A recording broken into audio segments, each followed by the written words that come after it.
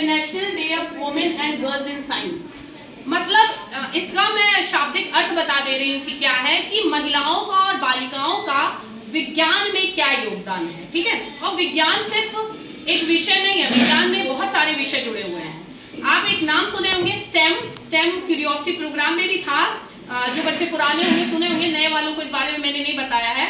Stem में 4 चीजें हैं, STEM। ठीक है, S का मतलब होता है साइंस, T का मतलब टेक्नोलॉजी, E का मतलब इंजीनियरिंग और M का मतलब मैथमेटिक्स।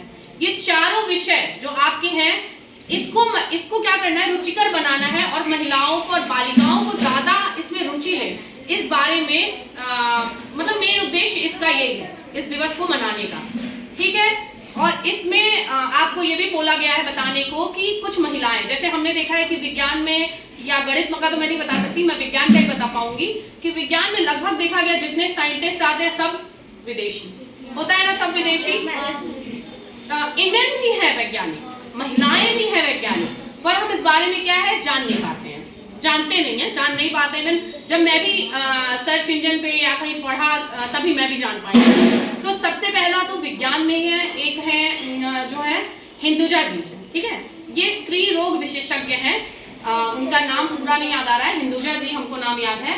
और इन्होंने जो भारत में पहली टेस्ट ट्यूब बेबी जो पैदा की थी, ये स्त्री रोग विशेषज्ञ हैं। और पहली टेस्ट ट्यूब बेबी का मतलब ये है कि पहली महिला विशेषज्ञ जो थी, उन्होंने पहला बच्चा ऐसा पैदा कर पाई हो कि जो माए या पिता वंचित थे, जिनके पास बच्चे नहीं थे, बच्चे होते नहीं थे। तो IVF आप लोगों ने सुना होगा, इन विट्रो फर्टिलाइजेशन। इसमें क्या होता है, अगर कोई भी माता को समस्या है, वो बच्चा नहीं पैदा कर पा रही है, गर्भ धारण नहीं कर पा रही है, तो उसके अंडाणु को बाहर निकाला जाता है और बाहर निकाल के शरीर से उसको क्या किया जाता है, फर्टिलाइजेशन, निषेचन कराया जाता है उसी के पति पुरुष के शुक्राणु को लेकर, जो औरतें माता नहीं बन सकती है। ठीक है, तो ऐसा उन्होंने ये करने वाली पहली महिला इंडियन जो थी वो हिंदुजा जी थी।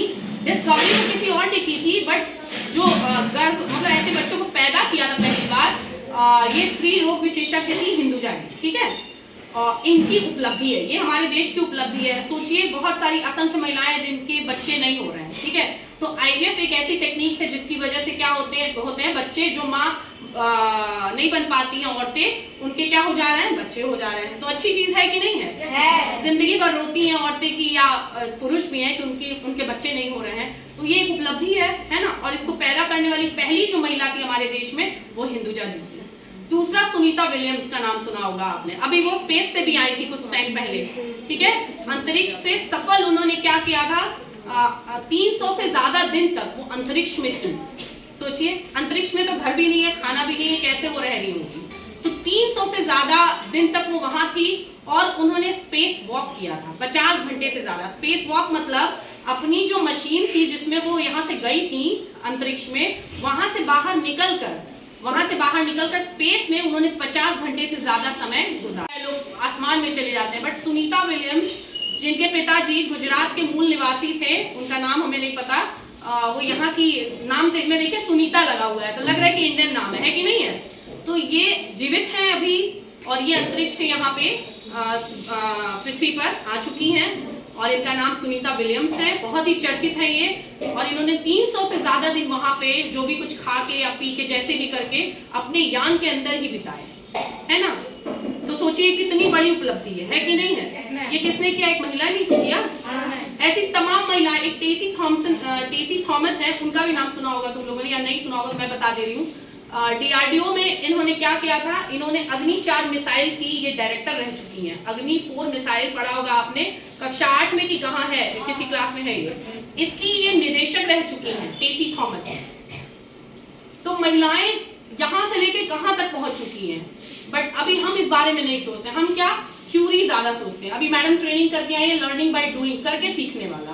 कोशिश हमारी भी यही रहेगी कि आगे चलकर क्या करेंगे, हम करके ही आपको सिखाने की कोशिश करेंगे, क्योंकि साइंस या मैथ्स ऐसा विषय नहीं है जिसे रटा जाए, उसको समझना ही ज्यादा जरूरी है। यहाँ पे देखिए कुछ एक्सपेरिमेंट्स लगे भी हुए हैं, बच्ची बनाई है ये सोनाक्षी, कक्षा 7 की, ये मॉडल था उसका, थोड़ा फट गया है फेफड़े का, जो भी बच्चे ने बनाया है। और ये भी सब आपको जो दिख रहा है ये बच्चों ने ही बनाया, क्यूरियोसिटी का प्रोग्राम का है ये। ठीक है, तो अब हम लोगों की यही कोशिश है कि मेरी स्पेशली मैंने ये सोच लिया है, मैं इस साल थ्योरी भले कम करूंगी पर आपका इस पे मेरा फोकस रहेगा, करके सिखा देंगे। Thank you so much.